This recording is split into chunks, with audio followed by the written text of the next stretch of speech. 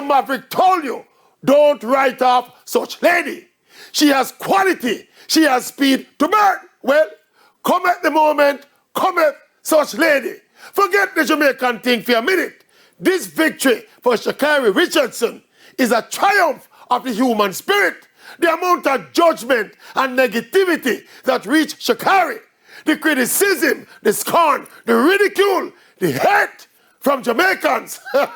Well, today, she's having the last laugh. And you know the writing was on the wall. She ran the fastest time in the first round, third fastest time in the semifinals, and her race execution in the final from lane 9 was 10.65 perfect. The baddest top-end speed in the business as she sprinted her way to redemption.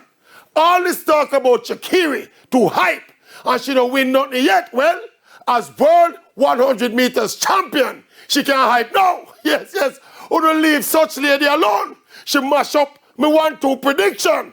But star a star, and right now, such lady is a bona fide world champion and a bona fide star.